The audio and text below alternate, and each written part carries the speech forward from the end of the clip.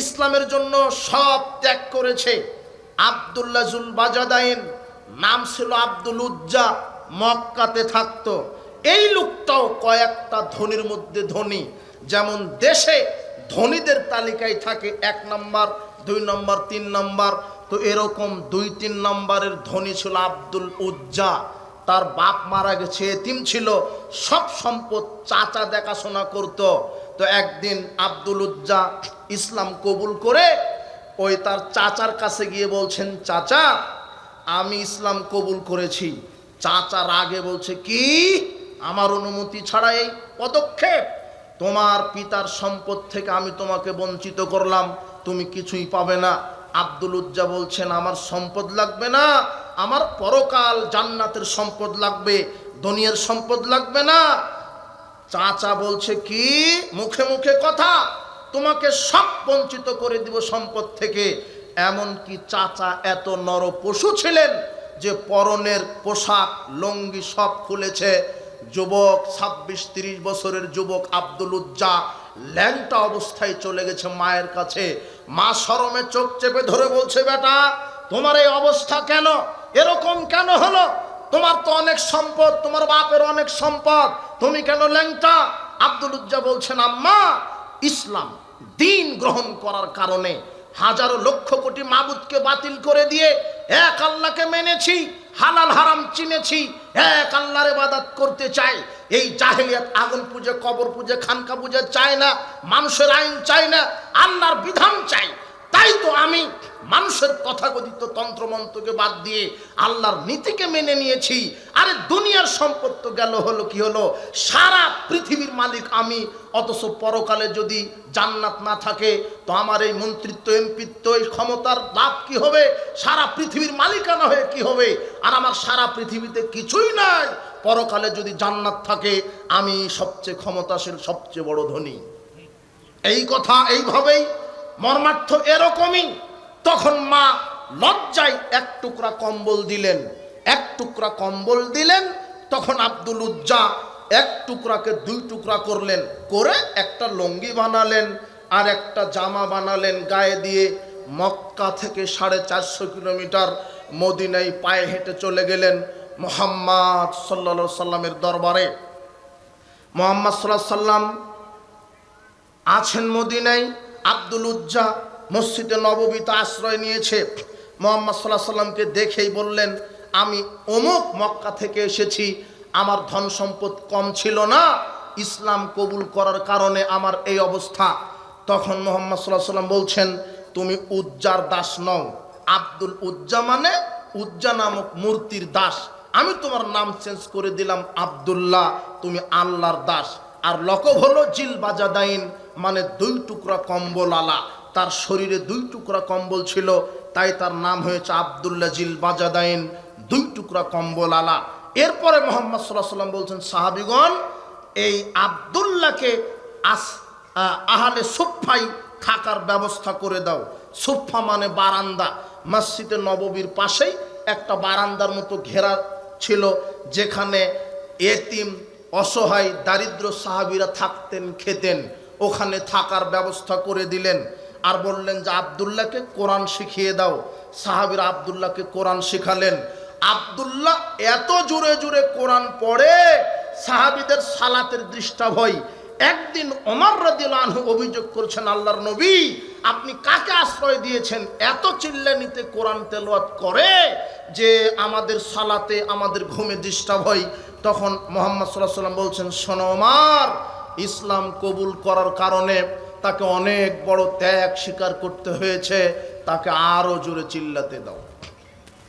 আব্দুল্লাহ বলছেন, কিছুদিন পরেই তাবুকের যুদ্ধের ঘোষণা। আব্দুল্লাহ বলছেন, ইয়া রাসূলুল্লাহ আমি তাবুকের যুদ্ধে যাব, শহীদ হব, আপনি আল্লাহর কাছে দোয়া করেন। মুহাম্মদ সাল্লাল্লাহু আলাইহি সাল্লাম বললেন, আল্লাহ আব্দুল্লাহর রক্তকে তুমি হারাম করো, আব্দুল্লাহ যেন জিহাদের মাঠে শহীদ হয় না। আব্দুল্লাহ বললেন, আল্লাহর নবী আপনি কেন এইভাবে দোয়া করলেন? আমি শহীদ হতে চাইলাম আর আমার রক্ত হারাম করে দিলেন মানে? তখন মুহাম্মদ সাল্লাল্লাহু আলাইহি সাল্লাম বললেন, শোনো আব্দুল্লাহ, তুমি যদি জ্বরে বিছানাতে শুয়েও মারা যাও, আল্লাহ তোমাকে পরিপূর্ণ শহীদ হিসেবে কবুল করে নেবেন। তিনি গেলেন তাবুকের যুদ্ধে, ঠিকই গেলেন, কিন্তু কিছুদিন পরেই যুদ্ধ থাকাকালীন আব্দুল্লাহ জিল বাজাদাইনের অসুস্থতা দেখা দিল, প্রচণ্ড জ্বর শরীরে। এরপরে মৃত্যুবরণ করলো। মুহাম্মদ সাল্লাল্লাহু আলাইহি ওয়াসাল্লামের নিকটে খবর আসলো আব্দুল্লাহ মারা গেছে। মুহাম্মদ সাল্লাল্লাহু আলাইহি ওয়াসাল্লাম বললেন তার কাফনের ব্যবস্থা করো। কাফনের ব্যবস্থা করা হলো। এবারে দাফনের ব্যবস্থা করো। দাফনের ব্যবস্থা করা হলো। ওমর রাদিয়াল্লাহু আনহু এবং আবু বকর রাদিয়াল্লাহু তাআলা আনহু, দুইজন সাহাবী তার খাটিয়া বহন করলেন। আর রাতে দাফন হচ্ছে, রাত্রে মারা গেছে, রাত্রেই দাফন। বেলাল রাদিয়াল্লাহু আনহু বাতি ধরে আছে অন্ধকার, চেরাকটা বেলালের হাতে, আর খাটিয়া একটা ওমরের কাঁধে আর একটা আবু বকরের কাঁধে। আর কবরের ভিতরে যিনি লাশটা শুইয়ে রাখার জন্য নেমেছেন তিনি স্বয়ং মুহাম্মদ সাল্লাল্লাহু আলাইহি সাল্লাম। লাশটা নামানোর সাথে সাথে মুহাম্মদ সাল্লাল্লাহু আলাইহি সাল্লাম বলছেন, আল্লাহ, আমি সন্ধ্যা পর্যন্ত আব্দুল্লাহর প্রতি রাজি খুশি ছিলাম, তুমিও রাজি খুশি হয়ে যাও। এই দোয়া যখনই মুহাম্মদ সাল্লাল্লাহু আলাইহি সাল্লাম করলেন, আবু বকর রাদিয়াল্লাহু আনহু চিৎকার দিয়ে বলছেন, ইয়া লাইতানি কুনতু সাহিবাল হুফরা, হায় আফসোস, আজকে যদি আমি এই কবরবাসী হতাম আমার জান্নাত ওয়াজিব হয়ে যেত। আব্দুল্লাহ জুল বাজাদাইন তোমার মতো যুবক হাজারো লক্ষ কোটি টাকার মালিক ছিল, শুধু ইসলামের কারণে কম্বল জড়িয়ে চলে এসেছে তোমার রাসূলের দরবারে। আর তুমি আজ পর্যন্ত ইসলাম নিজের জীবনে প্রতিষ্ঠা করতে পারলে না। চাকরির লোভে, বেতন টাকার লোভে তুমি জাহেলিয়াতের গোলামি করছো। তুমি হালাল হারাম বুঝো না। সাহাবীরা লক্ষ কোটি টাকা পায়ের তলে নিক্ষেপ করে আল্লাহর বিধান, রাসূলের আদর্শকে মেনে নিয়েছো। আর তুমি হারাম খাবে বলে ঘুষের আশ্রয় নিয়ে তুমি এই সরকারের দালালি করো, নেতার দালালি করো। ঘুষ, সুদ, চাঁদাবাজিতে তোমার যৌবন, তোমার ঈমান নষ্ট হয়ে গেছে। তুমি ঘুষের আশ্রয়ে তুমি একটা টাটকা হারামখোর হয়ে গেছো। তোমার কাছে হালাল হারামের কোনো দাম নাই। অথচ সাহাবীর আদর্শ ফলো করো, দেখো তারা অর্থ সম্পদের তোয়াক্কা করেনি। আর তুমি সেই অর্থ সম্পদের মোহে ঈমানকে তুমি বিক্রি করে দিয়েছো। তোমার বড় অফিসার বলে দিয়েছে দাড়ি রাখলে চাকরি হবে না, তুমি কাপুরুষ, তুমি দাড়ি চেঁচে অফিস করো, হারামখোর তুমি একটা। অফিসার বলে দিয়েছে যে দাড়ি এটা জঙ্গি, তুমি তো শিবির হয়ে যাবে, প্যান্ট টাকনুর নিচে করো, উপরে করছো কেন? তুমি চাকরির লোভে দাড়িটা কি করে ফেলেছ? না বোঝনি মনে হয় আমার কথা। তোমার অফিসার বলে দিয়েছে দাড়ি রাখলে চাকরি হবে না, তুমি চাকরির জন্য দাড়িটা কি করে ফেলেছ? তোমার আবার ঈমান, তোমার কিসের ঈমান? তুমি চাকরির কাছে দাড়িটা বিক্রি করেছো। আরে তুমি দাড়ির কাছে চাকরি বিক্রি করে দিবে, এটা হলো যুবক। আগে ইসলাম। তুমি ঘুষের আশ্রয়ে চাকরি নাও কেন? আশ্চর্য কথা। সাহাবীদের আদর্শ ফলো করো। বলছে যে বউ তো দাড়ি রাখতে দেয় না, তাহলে বউকে বলো যে দাড়ি রাখতে হবে, দাড়ি রাখা ফরজ। খালিফুল মুশরিকিন ওয়াফিরুল লিহা ওয়াহফুস শাওয়ারিব, মুহাম্মদ সাল্লাল্লাহু আলাইহি ওয়াসাল্লাম বলছেন দাড়ি ছেড়ে দাও, মোষ খাটো করো। মুহাম্মদ সাল্লাল্লাহু আলাইহি ওয়াসাল্লামের আদেশ মানে দাড়ি রাখা ফরজ। আর বইয়ের পারমিশনে দাড়ি রাখবে খা পুরুষ, তুমি কবেই পুরুষ সত্য তোমার শেষ। হয় বউকে রাখবে না হলে দাড়িকে। বুঝনি মনে হয় আমার কথা। আজকে বাড়িতে গিয়ে বলবো যে দাড়ি রাখতে হবে, তুমি কি রাজি? তো না। পরের দিন আবার বলো, 3 দিন। রাজি যদি না হয় তাহলে তালাক। তো তুমি তালাক দেওয়া তো ভয়, লক্ষ টাকা তুমি যৌতুক নিয়ে রেখেছো, তুমি কাপুরুষ হয়ে বসে আছো। তুমি ভিক্ষা করে খাও, তুমি যৌতুক নিলে কেন? আশ্চর্য কথা। তুমি কেন যৌতুক নিবা? তুমি যৌতুক দিবা, তুমি তোমার শ্বশুরকে দিবা একটা লুঙ্গি, একটা মোটরসাইকেল, এটা হলো পুরুষ। তুমি তোমার বাপ কাপুরুষ, হা করে থাকে। বেটার ডিগ্রি যত বড়, গাড়ি তত বড়। হারামখোর। বাপ বেটা ভিক্ষা করে গাড়ি কেন, তারপরে বিবাহ। না হলে বউয়ের কাছে, শাশুড়ির কাছে বিক্রি হয়ে যেতে হবে। বিবাহের দিনে শাশুড়ি তোমাকে স্বর্ণের আংটি দিয়েছে মানে ওটা গরুর গলাসি বলি রাজশাহীতে, মানে গরুর গলাসি পরিয়ে দিয়েছে। এখন শাশুড়ি যা বলবে তোমার তাই শুনতে হবে। বলতে হবে যে না, বেটিকে ভালোভাবে রাখতে হবে, পিতামাতা থেকে আলাদা হও তোমরা, ভালো খেতে হবে, তখন তোমাকে তাই শুনতে হবে। পিতামাতার সাথে দুর্ব্যবহার করবে না বিবাহের পরে, সাবধান। ইব্রাহিম আলাইহিস সালাম বলছেন, তার ছেলে ইসমাইলকে বলছেন, তুমি চৌকাট পরিবর্তন করো, তোমার স্ত্রীর সুবিধার মনে হয়নি। ইসমাইল আলাইহিস সালাম বুঝতে পেরে বলছেন যে আমার বাপ তোমাকে তালাক দিতে বলেছে, তাহলে তোমার বইয়ের অবস্থা কি বলো এখন। আশ্চর্য কথা। আদর্শ ফিরে নিয়ে আসো, শরীরে রক্ত নিয়ে আসো, সাহাবীদের আদর্শে নিজের জীবনকে আদর্শবান করো, আল্লাহ তোমাকে কবুল করুন, আমিন। বলছিলাম উপস্থিত যুব সমাজ, সাহাবীদের দৃষ্টান্ত আব্দুল্লাহ জুল বাজাদাইন এইভাবে, মুসাব বিন উমাইর, মুসাব বিন সাদ এইভাবে তাদের জীবনকে ইসলামের জন্য ব্যয় করেছে। তুমি শুনবে, আর একটা শোনো হৃদয় বিদারক ঘটনা। তুমি সালমান ফার্সির ইতিহাস জানো কিনা? সালমান ফার্সি পারস্যের লোক, শুধু ইসলামের জন্য নিজের পরিবারকে ছেড়ে চলে এসেছে মদিনায়। এত হৃদয় বিদারক ঘটনা। তার বাপ ধর্মযাজক, অগ্নি উপাসক, তো অগ্নি পূজা করে। একদিন সালমান ফার্সির বাপ সালমান ফার্সিকে বলছে, বেটা আমি অমুক শহরে বাড়ি বানাচ্ছি, অমুক শহরে একটা বাংলো বানাচ্ছি, তুমি এই বাড়িটা তদারকি করো, দেখে আসো তো, যাও। তো সালমান ফার্সি তার বাপের কথা মতো বাড়ি দেখতে গেছে। একটা খামার, একটা তার বাপের যে ইন্ডাস্ট্রি পরিকল্পনা সেটা দেখতে গেছে। তো দেখতে যেতে রাস্তাতেই দেখে একটা পাদ্রী, ঈসা আলাইহিস সালামের ধর্মের অনুসারী পাদ্রী, বড় আলেম, গির্জার ভিতরে সালাত আদায় করছে। সুন্দর করে এভাবে তাকবীর দিচ্ছে, রুকু করছে, সেজদা করছে। সালমান ফার্সি দেখে বলছে, আরে এটা তো আমার ধর্মের চেয়ে উত্তম। আমরা শুধু আগুন জ্বালাই আর আগুনের সামনে নীরবতা পালন করি, অথচ কি সুন্দর করে রুকু সেজদা করছে। পাদ্রীর কাছে আমি গেলাম, গিয়ে বললাম, পাদ্রী বলছেন, শোনো এটাই সঠিক দিন, একমাত্র সেজদা করতে হবে আল্লাহকে, সালাত আদায় করতে হবে আল্লাহর জন্য। যে ব্যক্তি সালাত আদায় করে না সে মুসলিম হতে পারে না। তখন সালমান ফার্সি বললেন, এটাই তো উত্তম দিন। তখন তিনি তার বাপের কাছে চলে গেলেন, গিয়ে বলছেন, আব্বা আজকে যে দৃশ্যটা দেখে এসেছি এটা আমার কাছে ভালো লেগেছে, তো আমার দিনের চাইতে ওই পাদ্রীর দিন আমার কাছে ভালো মনে হলো। তখন তার বাপ তাকে ছিকল দ্বারা বেঁধে আটকিয়ে দিয়েছে, জানা আমার ছেলে তো পথভ্রষ্ট হয়ে গেল, অন্য ধর্মে চলে যাচ্ছে। তো সালমান ফার্সি খুব বহু কষ্ট করে ছিকলটা ছিঁড়ে তিনি চলে গেছেন ওই পাদ্রীর কাছে। পাদ্রীর কাছে গিয়ে বলছেন, আপনি সঠিক তথ্যটা দেন, এই দিনটা আমি কোথায় গেলে পাবো, সঠিক দিন আমি কোথায় পাবো, অভ্রান্ত সত্য নেতা কোথায় পাবো। তখন পাদ্রী বলছে, আমার জানা মতে এই এলাকায় আর বড় আলেম নেই, তবে সিরিয়াতে তোমাকে যেতে হবে। সিরিয়াতে একটা বড় পাদ্রী আছে, তার কাছে গেলে তুমি হকের দাওয়াত পাবে। সালমান ফার্সি ওই পাদ্রীর কথা মতো সিরিয়ায় চলে গেছেন।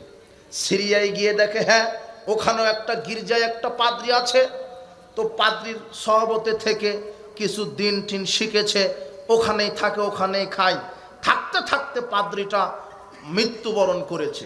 মৃত্যুবরণ করার পূর্বে সালমান ফার্সিকে ওই পাদ্রী বলেছিলেন যে আমি তো, আমার জীবন তো শেষ, আমার এই এলাকায় এরকম আর আলেম নেই, তো আমার মতো তুমি পাবে, 70 দিনের আশায় তুমি যাও, এখন তুমি মুসেল নগরীতে যাও। মুসেল নগরীতে গেলে সেখানে সঠিক দিনের সন্ধান তুমি পেতে পারো। সালমান ফার্সি ওই পাদ্রীর কথা মতো মুসেলে চলে এসেছে। মুসেলে এসে দেখে, হ্যাঁ সেখানেও একটা পাদ্রী। তো পাদ্রীটা খুব বৃদ্ধ, পাদ্রীর খেদমত করে দিন ধর্ম শিখে। একদিন পাদ্রী মৃত্যু শয্যায় চলে এসেছে। তখন সালমান ফার্সি বলছেন যে আপনি তো মৃত্যু শয্যায় চলে এসেছেন, আপনি আমাকে সঠিক দিনটা বুঝিয়ে দেন, কোথায় গেলে সঠিক দিন পাবো। তখন এই পাদ্রী বলছে, তুমি নাসেবিন শহরে গেলে সঠিক দিন পাওয়ার আশা রাখি, সেখানে একটা পাদ্রী আছে, তার কাছে যাও। তিনি নাসেবিন শহরে গেলেন। এক শহর থেকে আর এক শহরের দূরত্ব 1 কিলোমিটার নয়, শত শত কিলোমিটার। একে তো বাপ দাদা তার ভিটামাটি সম্পদ ত্যাগ করেছে, কে? সালমান ফার্সি। শুধু সঠিকটা পাওয়ার আশাতে, সঠিক দিন পাওয়ার আশাতে। দেখেন সিরিয়া আসলেন, সিরিয়া থেকে মুসেল, মুসেল থেকে নাসেবিন। নাসেবিন শহরে যখন এসেছেন তখন নাসেবিনের পাদ্রী বলছে, তুমি আমনুরিয়াতে যাও। আমনুরিয়াতে গেলে সঠিক দিনের সন্ধান পেতে পারো। ওখান থেকে চলে এসেছে আমনুরিয়াতে। আমনুরিয়াতে যখন এসেছে, এই পাদ্রীও কিছুদিন পর মারা গেছে। তবে এখানে কিছু বেশি দিন অবস্থান করেছিলেন। সালমান ফার্সি এখানে সাংসারিক জীবন শুরু করেছিলেন। গরু ছাগল প্রতিপালন করে অনেক গরু ছাগল টাকা পয়সা হয়েছিল। তো হঠাৎ আমনুরিয়া শহরে বনু কালব গোত্রের লোক, যেটা আরবের একটি শাখা বনু কালব, এই গোত্রের লোকেরা ব্যবসার জন্য আমনুরিয়াতে এসেছিলেন। তবে বনু কালব গোত্রের লোক যখন এখানে এসেছেন, ওই যে মুসেলের যেই পাদ্রী, সে বলেছিল যে তুমি এই আমনুরিয়াতে গেলে সঠিক দিন পাবে। আর আমনুরিয়াতে যখন এসেছেন, তখন এখানে আরবেরই একটা শাখা বনু কালব গোত্রের কিছু লোক ব্যবসার জন্য এসেছে। তো আমনুরিয়ার পাদ্রী বলেছেন, শোনো, শেষ জামানা চলে এসেছে, এখন একজন সত্য নবীর আবির্ভাব ঘটবে। আর সেই নবী যেই ভূখণ্ডে থাকবে, তখন তো বাংলাদেশ, পাকিস্তান, শ্রীলঙ্কা এগুলি দেশ ছিল না, বিভিন্ন ভূখণ্ডের নাম ছিল শুধুমাত্র। তখন ওই পাদ্রী বলছে, শোনো, শেষ নবী যেখানে আগমন ঘটবে, সেই ভূখণ্ডটা হবে পাথর আর বালিতে পরিপূর্ণ, আর খেজুর বাগান বেশি বেশি থাকবে। এটা দেখেই তুমি চিনে নিবে যে এটা হলো সেই নবীর দেশ। আর ওই নবীকে তুমি পাবে, আমি দুইটা নিদর্শন বলে দিচ্ছি। এক, তুমি সত্য নবীর সন্ধান পাবে, তুমি বুঝতে পারবে যিনি নবী হবেন শেষ জামানার, তিনি সাদগা খাবেন না, তিনি খাবেন হাদিয়ে। দুই, তার দুই কাঁধের মাঝখানে এখানে থাকবে মোহরে নবুয়াত। এই দুইটা যদি তুমি বুঝতে পারবে সেটাই হলো শেষ নবী, অভ্রান্ত সত্য নবী। এই কথা, এই নসিয়া শোনে, এই নসিয়া বলে পাদ্রীটা মারা যান। কিছুদিন পরে বনু কালব গোত্রের লোক আসে, তিনি বুঝতে পারেন এরাই হলো সেই লোক। তখন সালমান ফার্সি বলছেন, শোনেন, আপনারা কষ্ট করে আমাকে ওই মরুভূমি, বালুকাময়, পাথরময় খেজুর গাছের দেশে আমাকে একটু পাঠিয়ে দেন, ওখানে গেলে আমি সত্য দিন পাওয়ার আশা রাখি। তো বনু কালব গোত্রের লোক বলছে, আমরা তো বিনা শর্তে রাজি হব না, আমি তোমাকে পাঠিয়ে দিব আমরা। তো সালমান ফার্সি বলছেন, ঠিক আছে, শর্ত কি লাগবে? আমার জীবনের যত উপার্জন, এই যে দেখছো না শত শত ছাগল, হাজার হাজার ছাগল, গরু, এগুলি সব আমার সম্পদ, আমি সব তোমাদেরকে দিয়ে দিলাম, তবু আমি নবীর কাছে যেতে চাই। সব দিয়ে দিলেন, সব দিয়ে দিয়েছেন। এখন বনু কালব গোত্রের লোক তাকে নিয়ে আসছে, কিন্তু এরা খেয়ানত করেছে। কিছু দূর আসতেই কারনুল ওয়াদিল কোরা নামক জায়গাতে একে এক ইহুদির কাছে বিক্রি করে দিয়েছে। কাকে? সালমান ফার্সিকে বিক্রি করে দিয়েছে বনু কালব গোত্রের লোকেরা। ওখান থেকেও টাকা খেয়েছে, আর এর কাছে তো খেয়েছে। চিটার বাটপাড়ি ওই কেয়ামাত পৃথিবী সৃষ্টির দিন থেকে আজ পর্যন্ত আছে। এখন যেমন চিটার বাটপার সমাজে নেই, মেম্বার চেয়ারম্যানের কাছে গেলে টাকা, তোমার অফিস আদালতে গেলে টাকা লাগে, চিটার বাটপার সব জায়গাতে। আপনাকে কে বলেছে জুতা চুর চুর?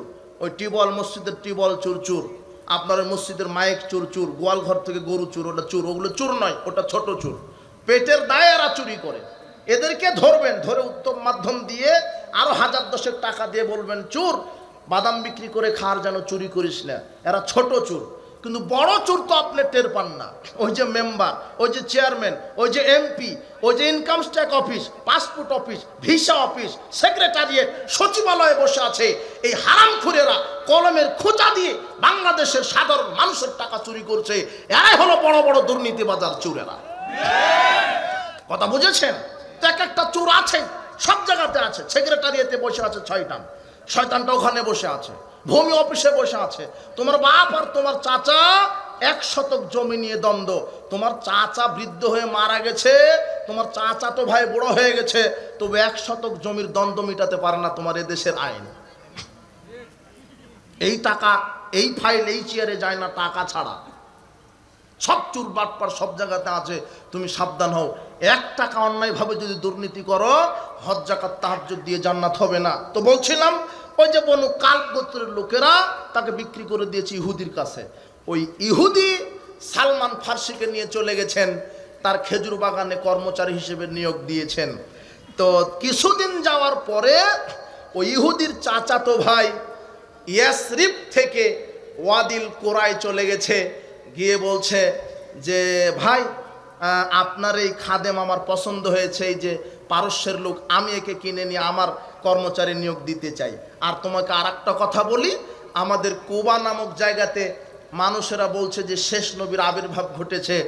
তখন সালমান ফার্সি চট করে খুশিতে বলছে, আহা, আমি তো এটার জন্যই এত আমার জীবনকে বিসর্জন দিয়েছি। তিনি খেজুর গাছ থেকে মাটিতে লাফ দিয়ে ফেলেছেন, শেষ নবীর খবর শুনতে পেয়েছেন, লাফ দিয়ে তখন এই চাচাতো ভাইয়ের সাথে কুবাই গেছেন, গিয়ে মুহাম্মদ সাল্লাল্লাহু আলাইহি ওয়াসাল্লামের সাথে দেখা। এখনো তিনি নিশ্চিত নন। কয়টা নিদর্শনের কথা বলেছে পাদ্রী? দুইটা। সে সাদগা খাবে না, কি খাবে? হাদিয়ে, আর মোহরে নবুয়ত থাকবে। এখন তিনি সাদগার খেজুর নিয়ে বলছেন যে এটা হলো সাদগা, আপনি খান। তখন মুহাম্মদ সাল্লাল্লাহু আলাইহি ওয়াসাল্লাম বলছেন, আমি আমার বংশের কেউ সাদগা খায় না। তখন সালমান ফার্সি বলছেন, একটা আলামত মিলে গেল, এখন নবুয়ত দেখতে হবে। কিভাবে দেখা যাবে? কিছুদিন পর একটা আনসার গোত্রের এক ব্যক্তি মারা গেছে, মুহাম্মদ সাল্লাল্লাহু আলাইহি ওয়াসাল্লাম জানাজায় যাচ্ছেন।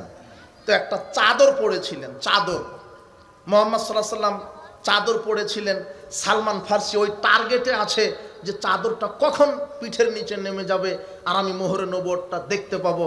মুহাম্মদ সাল্লাল্লাহু আলাইহি ওয়াসাল্লাম এটা বুঝতে পারলেন। তিনি সামনে যেভাবে দেখতে পান, পিছনে সেভাবে দেখতে পান। আপনি সামনে যেভাবে দেখতে পান, মুহাম্মদ সাল্লাল্লাহু আলাইহি ওয়াসাল্লাম পিছনে ওইভাবে দেখতে পান। তো সালমান ফার্সি কেমন কেমন করছে বিষয়টা বুঝতে পেরেছেন। তখন মুহাম্মদ সাল্লাল্লাহু আলাইহি ওয়াসাল্লাম চাদরটা একটু ঢিল দিলেন, মোহরে নবুয়ত প্রকাশ পেল। সালমান ফার্সি নবীকে জড়িয়ে ধরে চুমা খেয়ে বললেন, আশহাদু আল্লা ইলাহা ইল্লাল্লাহু ওয়া আশহাদু আন্না মুহাম্মাদুর রাসূলুল্লাহ, আমি চিনতে পেরেছি আপনি নবী। এ বলে তিনি ইসলাম কবুল করে নিলেন। ও বাপ দাদার ভিটা শেষ, ওখান থেকে সিরিয়া, সিরিয়া থেকে মুসেল, মুসেল থেকে নাসেবিন, নাসেবিন থেকে আমনুরিয়া, এভাবে হাজারো লক্ষ কোটি টাকা বিসর্জন দিয়ে শুধু সত্য খোঁজার জন্য কোথায় এসেছেন? আর তুমি ঘুষের লোভে ঈমান বিক্রি করো। যুবক, প্রত্যেকটা সাহাবীর জীবনী থেকে শিক্ষা আছে, তোমাকে শিক্ষা নিতে হবে। তো সালমান ফার্সি সব ইতিহাস নবীকে বললেন। তখন মুহাম্মদ সাল্লাল্লাহু আলাইহি ওয়াসাল্লাম বললেন, তুমি তো একজন আর গোলাম হয়ে আছো, তো তুমি তোমার মনিবের সাথে চুক্তি করো, তোমাকে স্বাধীন হতে হবে। আমি তোমাকে গোলাম হিসেবে থাকতে চাই না। ওই যে ইহুদির খেজুর বাগানে কর্মরত, ও হলো গোলাম হয়ে আছে, তো তোমাকে মুক্ত হতে হবে। তখন সালমান ফার্সি তার মনিবের সাথে চুক্তি করলো। মনিব বলল, হ্যাঁ আমি তোমাকে স্বাধীন করে দিতে পারি, 300টা খেজুর গাছ আমাকে দিতে হবে আর 40 উকিয়া স্বর্ণ দিতে হবে। সালমান ফার্সি মুহাম্মদ সাল্লাল্লাহু আলাইহি ওয়াসাল্লামকে বললেন, ইয়া রাসূলুল্লাহ, আমার মনিব আমাকে এই শর্ত দিয়েছে, 300টা খেজুর গাছ রোপণ করে দিতে হবে আর 40 উকিয়া স্বর্ণ দিতে হবে। তখন মুহাম্মদ সাল্লাল্লাহু আলাইহি ওয়াসাল্লাম বললেন, এই সাহাবীগণ, কেউ 10টা, 5টা, 7টা, 20টা করে দাও, সহযোগিতা করো। দেখা গেল যে 300টা খেজুর গাছ সব সাহাবী তাকে দিয়ে দিলেন। আর মুহাম্মদ সাল্লাল্লাহু আলাইহি ওয়াসাল্লামের নিকটে যুদ্ধের একটা গনিমত এসেছিল, একটা ডিমের মতো স্বর্ণ, ডিমের মতো স্বর্ণ ওজন করে দেখা গেল 40 উকিয়া। সালমান ফার্সিকে তিনি দিয়ে বললেন, তুমি মুক্ত হও। সালমান ফার্সি মুক্ত হয়ে গেলেন। এই হলো সালমান ফার্সি, যিনি পারস্যের ইরাকের লোক, হাজারো লক্ষ কোটি কিলোমিটার, হাজারো কিলোমিটার পাড়ি দিয়ে তার পরিবার, পিতা মাতা, সম্পদ ত্যাগ করে ঈমান, আমল, ইসলামকে গ্রহণ করেছেন। যুবক, তোমাকে এইভাবে ত্যাগী হতে হবে, নাহলে সমাজ তুমি সংস্কার করতে পারবে না। তুমি বইয়ের মহব্বতে দাড়ি ছাড়তে পারো না, তোমার আবার ঈমান। তুমি চাকরির ভয়ে দাড়ি রাখতে পারো না, এটা তোমার ঈমান। আর সাহাবী দেখো, গোষ্ঠী সহ সব ত্যাগ করেছে, কিসের জন্য? ইসলামের জন্য। যুবক, তোমাকে দিয়েই ইসলাম কায়েম হবে। আল্লাহ সুবহানাহু ওয়া তাআলা বলছেন, বের হয়ে যাও, অর্থ সম্পদ ব্যয় করো, সব ত্যাগ করো। আল্লাহ কোরআন মাজিদে ঘোষণা দিয়েছেন, ইন্নাল্লাহা আশতারা মিনাল মুমিনিনা আনফুসাহুম ওয়া আমওয়ালাহুম বিআন্না লাহুমুল জান্নাহ। আমি মুমিনের জান মাল খরিদ করে নিয়েছি জান্নাতের বিনিময়ে। আল্লাহ জান্নাত দিয়ে দিবেন। আবু হুরায়রা রাদিয়াল্লাহু আনহু বলেন, রাসূল সাল্লাল্লাহু আলাইহি ওয়াসাল্লাম বলেছেন, সাবআতুন ইউদিল্লুহুমুল্লাহু ফি দিল্লিহি ইয়াওমা লা দিল্লা ইল্লা দিল্লুহু। 7 শ্রেণীর মানুষ আল্লাহ বিচার মাঠে আরশের নিচে জায়গা দিবেন 7 শ্রেণীর মানুষকে। 1, ইমামুন আদেল, ন্যায়পরায়ণ শাসক। 2, ও শাবুন নাশা ফি ইবাদাতিল্লাহ, ওই যুবক যেই যুবক তার যৌবন কালকে, ওই যুবতী যেই যুবতী তার যৌবন কালকে আল্লাহর ইবাদতে ব্যয় করেছে। সালাত, সিয়াম, হজ, যাকাত, পর্দা, তাকওয়া, সমাজ সংস্কারের কাজে নিজের জীবনকে ব্যয় করে দিয়েছে, ওই যুবককে আল্লাহ আরশের নিচে জায়গা করে দিবেন। যুবক, তোমার জন্য এটা সুসংবাদ, সাবধান। আব্দুল্লাহ ইবনে মাসউদ রাদিয়াল্লাহু আনহু বলছেন, নবী করিম সাল্লাল্লাহু আলাইহি ওয়াসাল্লাম বলেছেন, লা ইয়াযালু কাদামিন আদম ইয়াউমাল কিয়ামা হাত্তা ইউসালান খামসিন। আদম সন্তানকে 5টা জিজ্ঞাসা না করা পর্যন্ত 1 কদম নাড়াতে দিবেন না। যুবক, হাদিসটা লক্ষ্য করো। আদম সন্তানকে 5টা জিজ্ঞাসা না করা পর্যন্ত, 5টা জিনিসের হিসাব না নেওয়া পর্যন্ত আদম সন্তানকে 1 কদম নাড়াতে দিবেন না। 1, আন উমরিহি, সারা জীবন বোঝাতে হবে। ফিমা আফনাহু, আপনি সারা জীবন কিভাবে ব্যয় করেছেন। দাঙ্গাবাজি করে, হাঙ্গাবাজি করে, জুয়া খেলে, ঘুষ খেয়ে, সুদ খেয়ে, আপনার লুচ্চামি করে, জেনা করে, না কি করে ব্যয় করেছেন, নাকি সালাত, সিয়াম, হজ, যাকাত করে, নাকি ইসলামের পথে আপনাকে সারা জীবন ব্যয় করতে হবে। ওয়াং শাবাবিহি ফিমা আবলাহু, আপনার যৌবনকাল ব্যয় বোঝাতে হবে। যৌবনকাল কিভাবে ব্যয় করেছো যুবক, তুমি তদন্ত করো। তোমার হাতে কোরআন, তোমার হাতে হাদিস শোভা পাই, তোমার হাতে কেন অস্ত্র আছে? আর তুমি যেই নেতার ক্যানভাস করে বেড়াও, এই নেতা তোমাকে হাতে দিয়েছে অবৈধ টাকা, অবৈধ নারী, মদের বোতল দিয়ে বলছে আমার দলের ক্যানভাস করো, ক্ষমতায় গেলে এই করে দিব, সেই করে দিব। জিনা, ক্ষমতা চিরদিন টিকবে না যুবক, মনে রেখো। নমরুদ মারা গেছে, ফেরাউন ডুবে মরেছে। তুমি এই নেতার পিছনে ছোট না, যেই নেতা তোমাকে ঈমানের কথা বলে না, কোনো দিন বলে না, ক্যানভাসে বলে যে অমুককে মারো, অমুককে কাটো, টাকা যত লাগবে চেয়ার আমার হতে হবে, এইভাবে তোমার নেতা বক্তব্য দেয়। নারী চাও, গাড়ি চাও, বাড়ি চাও, দিব, আমার দলে থাকো। এই নেতার প্রলোভনে তুমি পা দিও না। তোমার এই নেতা তোমাকে ওযু, গোসল, সালাতের কথা বলে না, ঈমান আমলের কথা বলে না, সালাতের কথা বলে না, ইসলামের কথা বলে না, নবীর আদর্শের কথা বলে না। এই নেতা তো তোমাকে জাহান্নামে নিয়ে যাবে, এই নেতা তো জাহান্নামে যাবে, তোমাকেও নিয়ে যাবে। তুমি একজন অভ্রান্ত সত্য নেতার আদর্শ বাস্তবায়ন করো, যার নাম মুহাম্মদ সাল্লাল্লাহু আলাইহি সাল্লাম, যিনি জীবনে কোনোদিন মিথ্যা কথা বলেনি, যিনি জীবনে কোনোদিন আল্লাহর সাথে শিরক করেনি, যিনি জীবনে কোনোদিন মিথ্যা কথা বলেনি, যিনি জীবনে কোনোদিন হারাম খাদ্য দেহে প্রবেশ করায়নি, যিনি জীবনে কোনোদিন আল্লাহদ্রোহী কোনো আমল করেনি। শোনো, তুমি এই নেতার আদর্শ ফলো করো, যার নাম মুহাম্মদ সাল্লাল্লাহু আলাইহি সাল্লাম। বিচার মাঠে আল্লাহ বলবেন তোমার যৌবনকাল বোঝাও। ওয়ান মালিহি, 3 নম্বর, সম্পদ। মিন আইন আকতাসাবাহু, কিভাবে ইনকাম করেছো? সুদের টাকা, ঘুষের টাকা, দুর্নীতির টাকা, না ডাকাতি করার টাকা, না কিসের টাকা আমাকে বুঝাও, আল্লাহ হিসাব নেবেন। নাকি বৈধভাবে চাকরি ব্যবসা করা টাকা। 4, মিন আইন আকতাসাবাহু ওয়ান ফাকাহু, কিভাবে ব্যয় করেছেন। আয় বুঝাতে হবে, ব্যয়ও বুঝাতে হবে। কথা বুঝেননি মনে হয়। কিভাবে ব্যয় করছেন?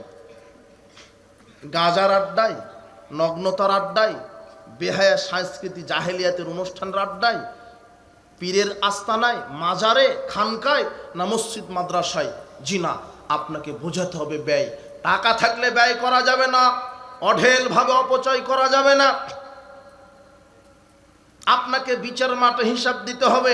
5, মাজা আমিলা ফিমা আলিমা, এলেম অনুপাতে আমল, আপনার জানা অনুপাতে আমল কতটুকুন, আল্লাহ বিচার মাঠে হিসাব নেবেন। উপস্থিত বৈঠকের মুসলিম দিনী ভাই বোন, সর্বশেষ 2 মিনিট আপনার সাথে কথা। যারা অভিভাবক আছেন, অভিভাবকদের জন্য যেটা আমি মেসেজ দিব, যে আপনার ছেলেটা যুবক, আপনার মেয়েটা যুবতী, এদেরকে আপনি সঠিক শিক্ষা, সঠিক আদর্শ, সঠিক মানহাজটা শিক্ষা দেন। না হলে আপনার এই ছেলে মেয়ে আপনার জাহান্নামে যাওয়ার কারণ হবে। বিচার মাঠে বহু নেতা পিতা মাতাকে আল্লাহ জাহান্নামে দিবেন কেন? পরিবারকে কন্ট্রোল না করার কারণে।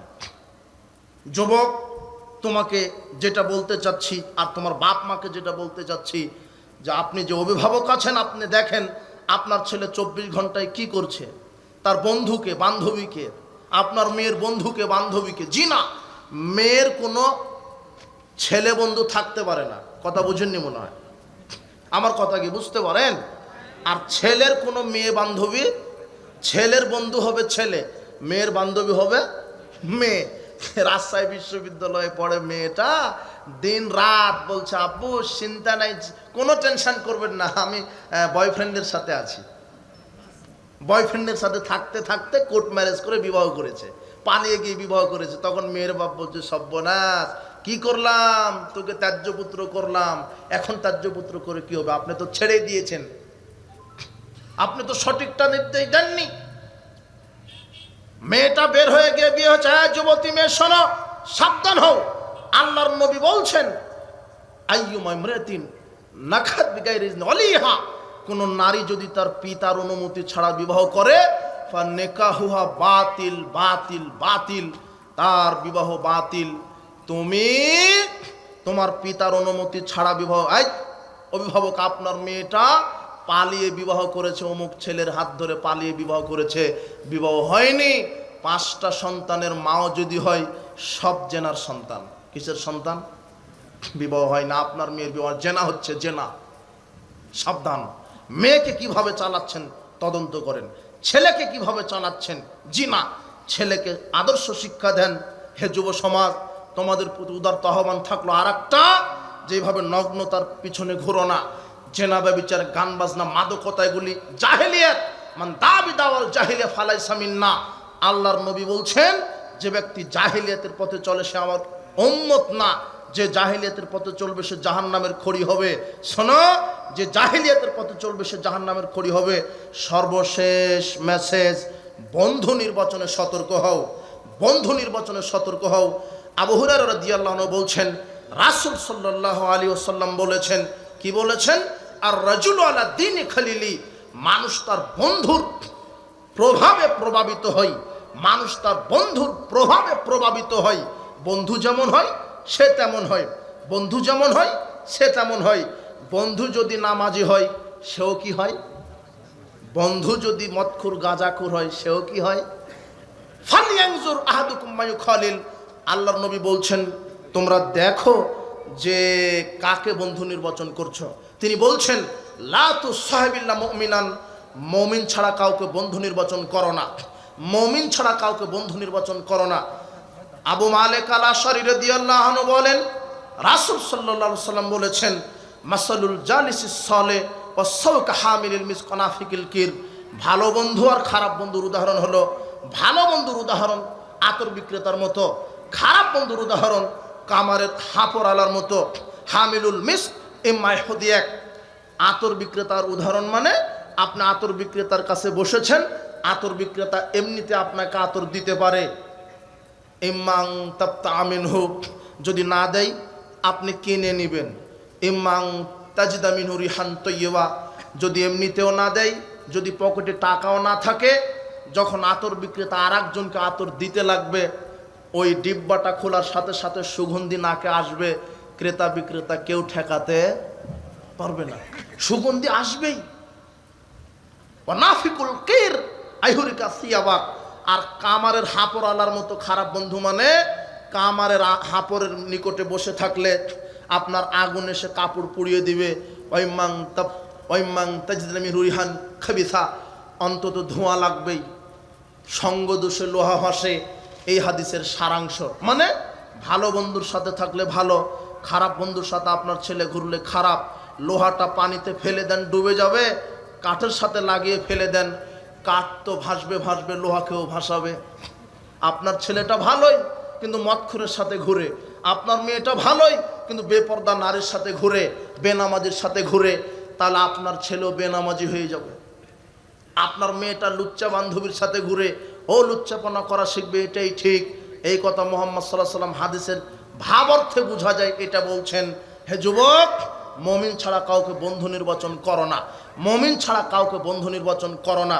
দেখো মুমিন বন্ধুকে আল্লাহ কি ক্ষমতা দিবেন, পাওয়া কি ক্ষমতা দিবেন, একটু 1 মিনিট। আল আখিল্লাউ ইয়াউমা ইযিন বা'দুহুম লিবা'দিন আদুওয়ান ইল্লাল মুত্তাকিন। বিচারের মাঠে এক বন্ধু আর এক বন্ধুর শত্রু হবে, তবে মুত্তাকি বন্ধু শত্রু হবে না। কে মুত্তাকি বন্ধু? যেই বন্ধুর সাথে তুমি দুনিয়াতে চলেছিলে, একসাথে সালাত সিয়াম আদায় করেছো, একসাথে তাফসীর শুনতে গেছো, একসাথে ইসলামের কাজ করো, এই বন্ধুর সাথে তুমি থাকো।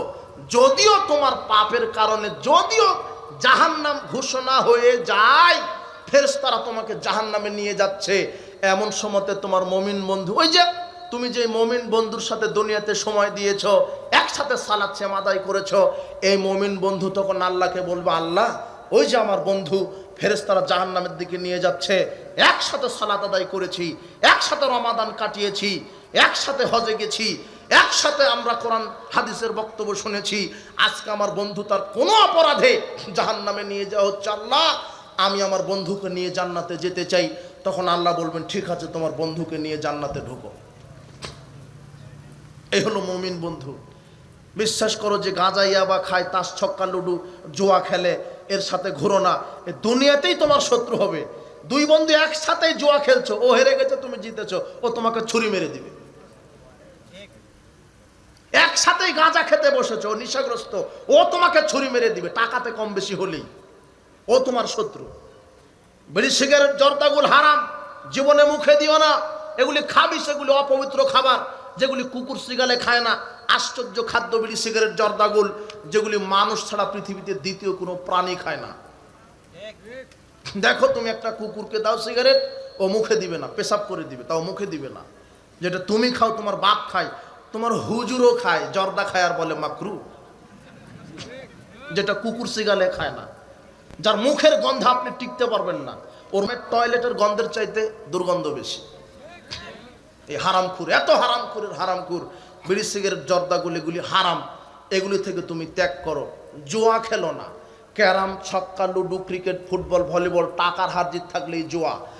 আর এখন প্রায় বুড়া বুড়ি যুবক যুবতী যারা আছে, তারা সবাই মোবাইলে গেমস খেলাতে আসক্ত। গরু বিক্রি করে ফেলছে, জমি বিক্রি করে ফেলছে, জুয়াতে টাকা ইনভেস্ট করছে লক্ষ লক্ষ, শেষ পর্যন্ত স্ত্রীর যেগুলি গহনা সেগুলো বিক্রি করে। আরে গহনা তো বিক্রি করে করে করে স্ত্রীকেও ভাড়া দিয়ে জুয়া খেলে। আশ্চর্য কাপুরুষ হারামখোর। মোবাইলেও যে কি কি জুয়া খেলছে এখন টাকা দিয়ে, সবাই আসক্ত। জিনা, এগুলো হলো শয়তানের ফাঁদ। আল্লাহ বলছেন, ইয়া আইয়ুহাল্লাযীনা আমানু ইন্নামাল খামরু ওয়াল মাইসিরু ওয়াল আনসাবু ওয়াল আজলামু রিজসুম মিন আমালিশ শাইতান। নিশ্চয় মদ, জুয়া, লটারি, মূর্তি পূজা আমি হারাম করে দিলাম, নিষেধ, জুয়া হারাম।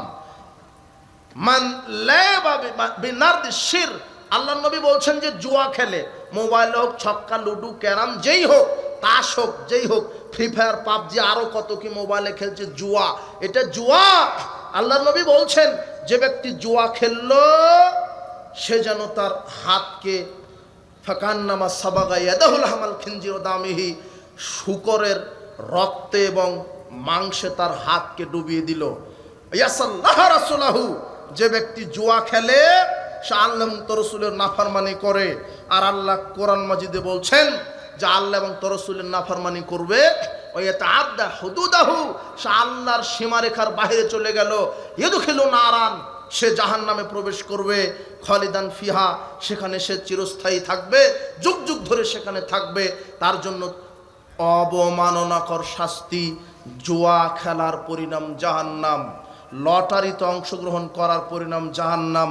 লটারি লটারি লটারি, 10 টাকাতে যদি লেগে যায় গাড়ি বাড়ি, তুমি এই ফাঁদে পা দিয়েছো। জিনা, লটারিতে অংশগ্রহণ করা হারাম, ওটা জাহান্নামের টিকিট কাটলেন, জাহান্নাম। লটারিতে অংশগ্রহণ করা হারাম, জুয়া খেলা হারাম, মদ পান করা হারাম। যুবক, মাদকের কাছে ইমান বিক্রি করো না। যে ইমান তোমার সিগারেটের আগুন নিভাতে পারছে না, বিশ্বাস করো সেই ইমান কখনো জাহান্নামের আগুন নিভাতে পারবে না। বিশ্বাস করো, যে ইমান তোমাকে আজানের পরে মসজিদে নিয়ে যেতে পারে না, সেই ইমান তোমাকে জান্নাতে নিয়ে যেতে পারে না। যে ইমান তোমাকে দাড়িটা এখনো ছেড়ে দিতে পারেনি, সেই ইমান তোমার জীবনে কল্যাণ বহন করতে পারে না। যে ইমান তোমাকে এখনো সুদ ঘুষ ছাড়াতে পারেনি, সেই ইমান তোমাকে জাহান্নাম থেকে ছাড় দিবে না। তুমি বিশ্বাস করো যুবক, তোমার যৌবনকাল আল্লাহ পাই টু পাই হিসাব নেবেন। উপস্থিত যুব সমাজ, যুবতী সমাজ, আল্লাহকে ভয় করো। যৌবনকাল চিরদিন থাকবে না। আজকে তুমি গান বাজনার আসর করে 31st নাইট পালন করো, পহেলা বৈশাখ পালন করো, পহেলা ফাল্গুন পালন করো। আশ্চর্য কথা, তোমার পহেলা বৈশাখে ঢাকার রমনার বটমূলে যত শিক্ষিত পুরুষ নারী, আপনার ওই বিশ্ববিদ্যালয়, কলেজ বিশ্ববিদ্যালয় প্রভাষক, হেডমাস্টার, আপনার ভিসি, এসি, ডিসি সব চলে গেছে ওই রমনার বটমূলে পহেলা বৈশাখ পান্তা ভাত নিয়ে ইলিশ মাছ খায়। আর মুখে পড়ে বান্দরের মুখোশ, হনুমানের মুখোশ, কুকুরের মুখোশ পরে বলে এসো হে বৈশাখ মঙ্গল শোভাযাত্রা। আমি চিন্তা করে দেখি সর্বনাশ, এরা কেউ রিক্সা চালক, ভ্যান চালক নয়। আপনি পহেলা বৈশাখে তদন্ত করেন, ঢাকার রমনার বটমূলে যারা 1,500, 2,000, 5,000 টাকা দিয়ে ইলিশ মাছ কিনে পান্তা ভাত খায়, এরা কেউ রিক্সা চালক আর অশিক্ষিত নয়। তথাকথিত শিক্ষিতা নারী পুরুষ ওখানে যায়, বান্দরের মুখোশ পড়ে আর হনুমান কুকুরের মুখোশ পড়ে বলছে এসো বৈশাখ। আমি চিন্তা করলাম সর্বনাশ, এরা বছরের প্রথম দিন বান্দরের মুখোশ পড়ে, মানে এরা আল্লাহর কাছে বলতেছে আল্লাহ আমাদের এই নতুন বছর তুমি আমাদেরকে বান্দর হয়ে জীবিকা নির্বাহ করার তৌফিক দান করো। এটাই বুঝাতে চায়। আর ওদের শিক্ষা সিলেবাসও তো তাই পড়ানো হয়, মানুষ আসলে মানুষের জাত না, মানুষ কিসের জাত? বান্দরের জাত। আশ্চর্য কথা, তুমি 31st নাইট, পহেলা বৈশাখ, পহেলা ফাল্গুন, এগুলি ইহুদি বিজাতি হিন্দুদের কৃষ্টি কালচার। আল্লাহর নবী বলছেন আমার উম্মত বিজাতিদের সাথে মিশে যাবে, তারা জাহান্নামে যাবে। সাবধান, তুমি এগুলি 31st নাইট গান বাজনা এগুলি ত্যাগ করো। তুমি গান বাজিয়ে মাটি কাঁপিয়ে দাও, তাই না? তুমি কত পাড়া প্রতিবেশীর ঘুম হারাম করছো, তাই না? তুমি গান বাজিয়ে বাজিয়ে মাটিটা কাঁপিয়ে দিচ্ছ। যুবক, মৃত্যুবরণ করে দেখো কবর তোমাকে কিভাবে কাঁপায়, কবর কিভাবে কাঁপায় তুমি ভালোভাবে টের পাবা। গান বাজনা হারাম। মুহাম্মদ সাল্লাল্লাহু আলাইহি ওয়াসাল্লাম 2 কানে আঙুল ঢুকিয়ে দিয়েছেন গান শুনলে, আর তুমি সেই গান শোনার জন্য কানে ইয়ারফোন ঢুকে দাও, তোমার আবার ইমান। রাস্তাঘাটে বাদ্যযন্ত্র শুনে মুহাম্মদ সাল্লাল্লাহু আলাইহি ওয়াসাল্লাম কানে কি দিয়েছেন? আঙুল। কেন? যাতে শুনতে না পায়। আর তুমি তোমার বাপ, তোমার মা, তোমার বোন যেন শুনতে পাও, সেজন্য কি ঢুকিয়ে দাও। এই ইমান দিয়ে জান্নাত হবে না। বিবাহের অনুষ্ঠানে গান বাজনা বাজবে মানে?